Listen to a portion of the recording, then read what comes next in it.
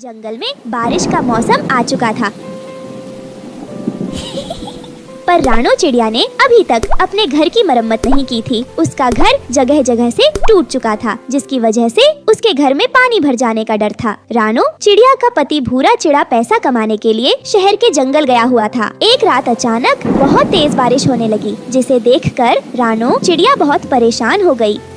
हे भगवान, अब मैं क्या करूं? मैंने अभी तक अपने घर की मरम्मत नहीं की और बारिश का मौसम भी आ गया। गुड़िया के पापा भी यहाँ नहीं हैं। अब मुझे खुद लकड़ियाँ ढूंढने जाने होगा और घर को मजबूत करना होगा, नहीं तो हम बेघर हो जाएंगे। अगर ऐसा हो गया तो मैं अपनी बच्ची को कहाँ लेकर जाऊंगी?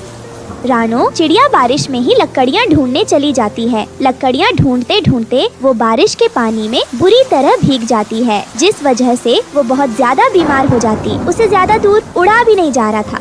अरे ये क्या, अचानक से मुझे बहुत कमजोरी महसूस हो रही है। मुझे घर चलना चाहिए, लकड़ियाँ लेने फिर से आ जाऊंगी।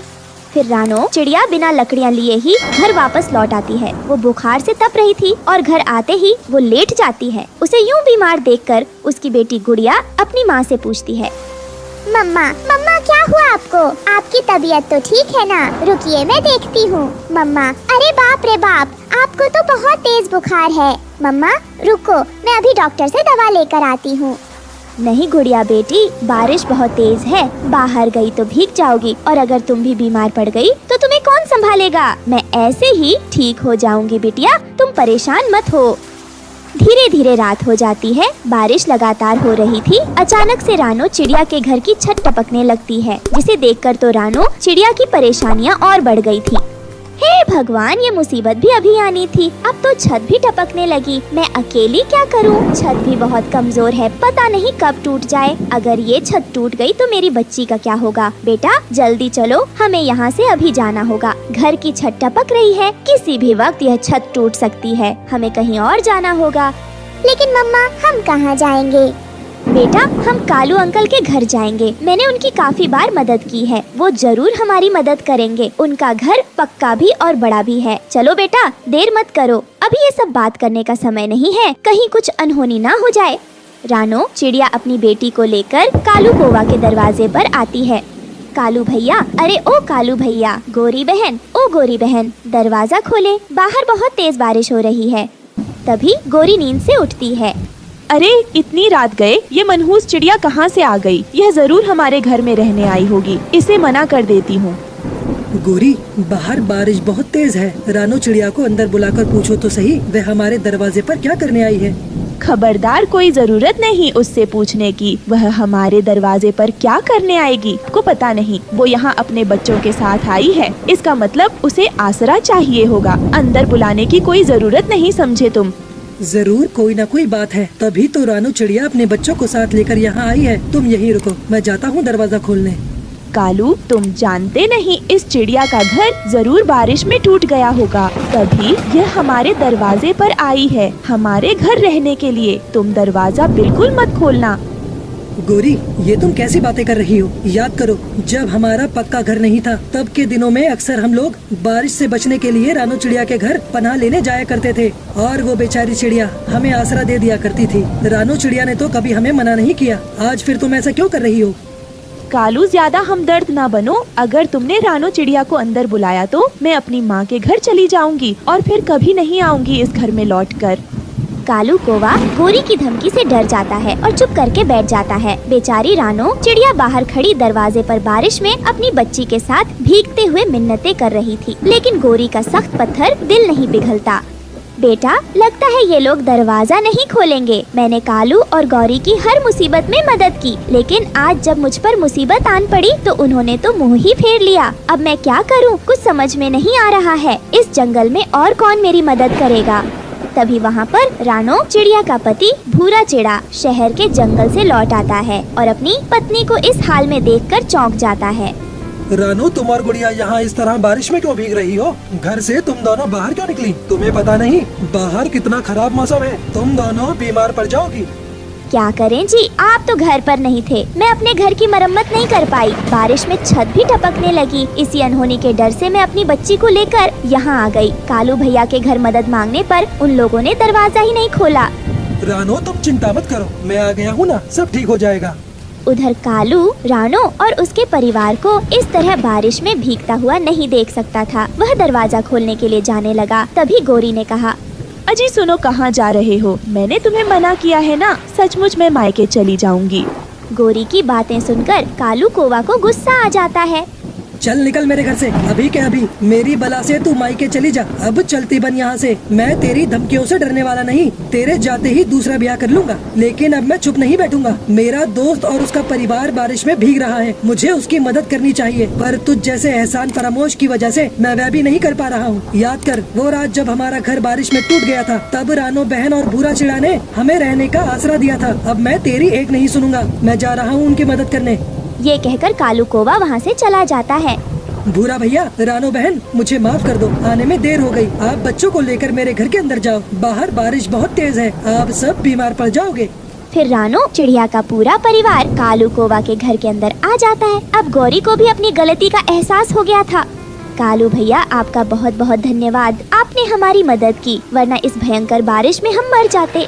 मैंने आप पर कोई एहसान नहीं किया। सुख और दुख में पड़ोसी ही एक दूसरे के काम आते हैं। जब तक आपका नया घर नहीं बन जाता, आप आराम से मेरे घर में रह सकते हैं। फिर वो सब कालू के घर में रहने लगते हैं। कुछ दिनों के बाद बारिश बंद हो जाती है। भूरा चिढ़ा और रानो चिड़िया अपना एक मजबूत घर बना लेते हैं और उसमें खुशी खुशी रहने लगते हैं। दोस्तों, इस कहानी से हमें यही सीख मिलती है कि हमें अपने पड़ोसियों के साथ अच्छा व्यवहार और मदद करनी चाहिए। गौरी बहन, आज या कल में हमारे अंडों से हमारे बच्चे बाहर आ जाएंगे। और गौरी बहन, मैंने देखा है कि आप अपने अंडे के पास बहुत कम बैठती हो। अब अगर आपने अंडे को गर्माइश ना दी तो आपका अंडा खराब भी हो सकता है। चिड़िया, तुमसे दो बातें क्या हंसकर कर ली? तुम तो मुझे भाषण ही देने लगी हो। जाओ और अपना काम करो, मुझे सब पता है। अगर आपको सब पता हो तो आप ऐसे अपने अंडे को अकेला छोड़कर बाहर आवारा ना घूमती फिरो। मैं तो अपने अंडे को तभी छोड़ती हूँ जब मैं नदी से पानी पीने आती हूँ। ये कहते हुए रानो चिड़िया वहाँ से चली जाती है और गौरी कौवी भी अपने घर चली जाती है। तुम इतनी देर से कहाँ थी? जब मैं भोजन लेकर आया था तो हमारा अंडा अकेला था, ऐसे हमारा अंडा खराब हो जाएगा। ये बात तुमसे रानो चिड़िया ने कही होगी।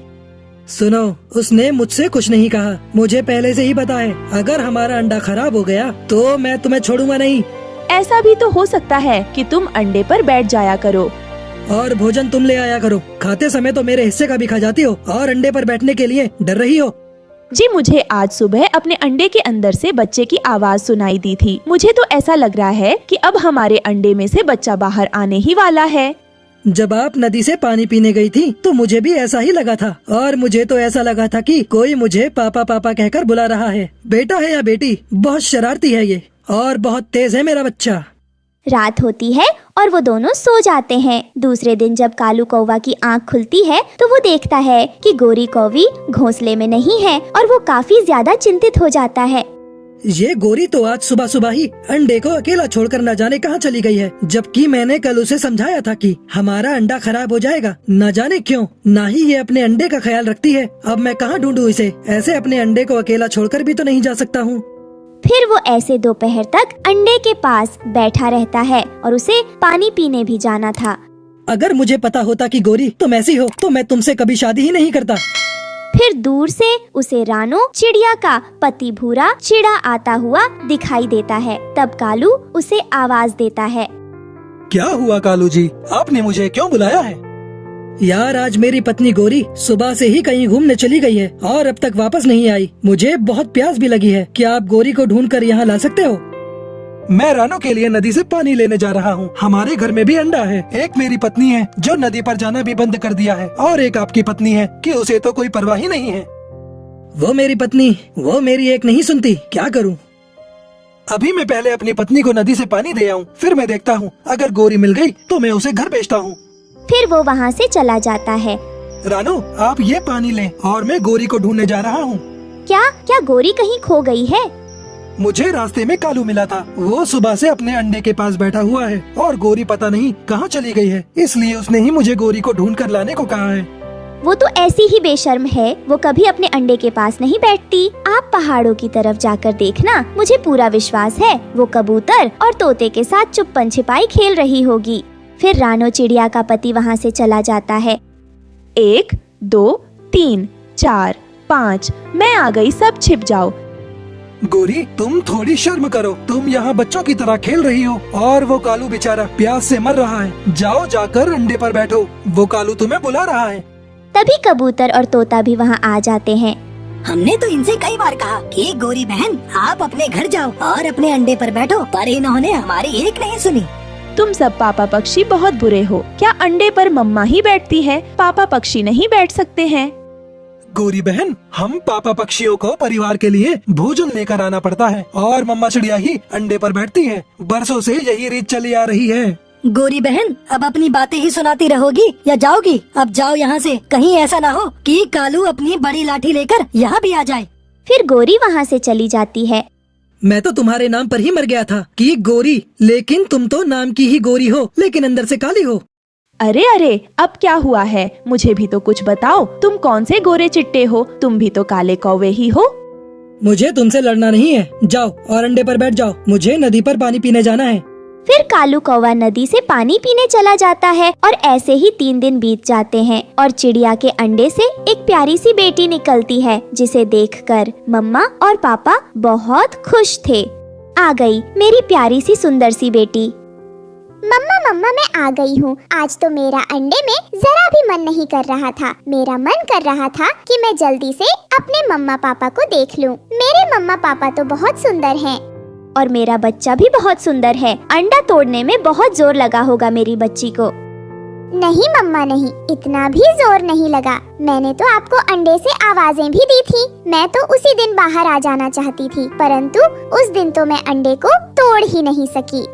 देखो रानो, मैं कहता था ना कि हमारा बच्चा बहुत स्वस्थ होगा और बहुत बुद्धिमान भी।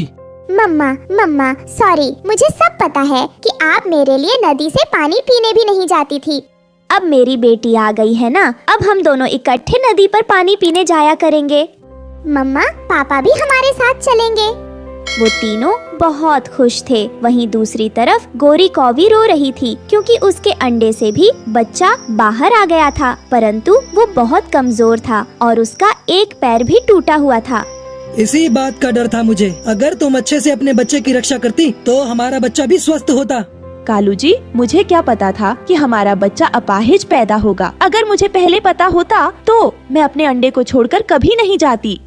नहीं मामा, आप झूठ बोल रही हो। पापा ने बार बार कहा था आपसे। पापा भोजन लेने गए थे और आप मुझे अकेला छोड़कर नदी पर चली गई थी। पता है उस दिन मुझे बहुत गर्मी लग रही थी, तभी मेरा ये पैर भी टूट गया। और पापा आपको पता है मुझसे तो अंडा भी नहीं टूट रहा था। बहुत मुश्किल से तोड़ा है मैंने इस अंडे को। कालू जी, अब क्या होगा? क्या अब हमारा बेटा कभी चल नहीं पाएगा? एक पैर से चला है कभी कोई पक्षी? मामा, आपने मेरे साथ ऐसा किया है, मगर आप फिर कभी अंडे दो तो उसके साथ ऐसा न करना। मामा, अपाहिज होकर जिंदगी गुजारना बहुत मुश्किल होता है। अब छोटे पक्षी मुझे देखेंगे तो मेरा बहुत मजाक उड़ाएंगे। तभी रानो चिड़िया वहाँ मिठाई लेकर आ जाती है। कालू भैया, आप मिठाई खाए मेरे अंडे से। बहुत सुंदर सी मेरी बेटी बाहर आई है। चिड़िया, क्या बच्चा स्वस्थ है? हाँ गोरी बहन, मेरा बच्चा बहुत स्वस्थ है। अरे ये क्या गोरी बहन, क्या आपके अंडे से भी बच्चा बाहर आ गया है? हाँ चिड़िया, परंतु मेरा बेटा बहुत कमजोर है और उसका एक पैर भी टूटा हुआ है। अब वो कभी चल नहीं सकेगा। ये तो बहुत बुरा हुआ गोरी बहन, मुझे इसी बात का डर था। बस इसीलिए मैं आपसे हमेशा अपने अंडे पर बैठे रहने के लिए कहती थी। चिड़िया, हम तो लुट गए। अब हम कैसे सारी जिंदगी अपने बेटे को अपाहिज देखेंगे? अच्छा, अब आप चुप कर जाइए, सब्र करें। मैं अभी घर जाकर गुड़िया के पापा को बताकर वापस आती हूँ। फिर हम आपके बेटे को काले जंगल में डॉक्टर तोताराम के पास लेकर चलते हैं। क्या तोताराम के पास? वो क्या ठीक कर देंगे? डॉक्टर तोताराम के पास एक ऐसा तेल है जिसे बच्चे के पैर पर अच्छे से लगाकर मालिश करने से बच्चे का पैर मजबूत हो जाता है और नया पैर जल्दी आने लगता है। चिड़िया, कृपया हमें वहाँ ले जाइए, आपकी बड़ी नेकी होगी अगर ऐसा हो गया तो। चिड़िया, प्लीज आप मुझे उस डॉक्टर के पास ले जाए। अब मुझे सब समझ में आ गया है कि जो काम मम्मा पक्षी का होता है वो मम्मा पक्षी करती है। अब मैं दोबारा फिर कभी ऐसा नहीं करूँगी। फिर चिड़िया जल्दी से वहाँ से जाती है। क्या शाम तक लौट आओगे रानो? आप गुड़िया का ध्यान रखना, मैं पूरी कोशिश करूँगी कि हम शाम तक जल्दी लौट आए। फिर गौरी कौवी और चिड़िया डॉक्टर की तरफ जाती है। वो दोनों काफी तेज उड़ रही थी। रास्ते में गौरी कौवी थक जाती है। तब चिड़िया उसके बेटे को अपनी पीठ पर बिठाकर उड़ती है। आप कितनी अच्छी हो, आप मेरे लिए कितना कुछ कर रही हो, परंतु मम्मा ने मेरे साथ बहुत बुरा किया। फिर वो दोनों डॉक्टर तोताराम के पास पहुंच जाती है। आप अपने अंडे पर ठीक से नहीं बैठी हैं और न ही उसका ख्याल रखा, जिस वजह से ये अंडा ठीक से सिक नहीं पाया है। और जब इस बच्चे ने अंडे से निकलने की कोशिश की तभी इसका ये पैर टूट गया। डॉक्टर आप कुछ करें, मैं बहुत शर्मिंदा हूँ। मैं मानती हूँ कि मैंने अपने बच्चे की अच्छे से रक्षा नहीं की थी। सुनो, आप ये तेल ले जाओ, इसे सुबह शाम लगाना अपने बेटे के, तो इससे आपका बेटा जल्दी ही ठीक हो जाएगा। डॉक्टर क्या हमारा बेटा अच्छे से चल भी पाएगा ना? मेरा ये तेल लगाने से आपका बेटा चल भी पाएगा और उड़ भी लेगा, सब कर लेगा। फिर वो सब वहाँ से चली जाती है। इस तरह कुछ दिन बीत जाते हैं और गोरी कोवी का बेटा ठीक होने लगता है, जिसे देखकर कालू और गोरी बहुत खुश होते हैं। दोस्तों, ये थी आज की कहानी। और हाँ दोस्तों, इस कहानी से ये सीख मिलती है कि हमें अच्छे लोगों की अच्छी बातें मान लेनी चाहिए। और हाँ दोस्तों, आज का सवाल ये है कि गौरी कौवी को डॉक्टर तोताराम के पास कौन लेकर गया था? अगर आपको पता है तो कमेंट बॉक्स में लिखकर जरूर बताइए। और अगर आप हमारे चैनल पर नए हो तो चैनल को कर दो सब्सक्राइब और हमारी वीडियो को कर दो लाइक। और हाँ, घंटी बजाना ना भूलना ताकि नई वीडियो आपके फोन की स्क्रीन पर हो। मिलती हूँ मैं आपको अगली वीडियो में, तब तक के लिए धन्यवाद।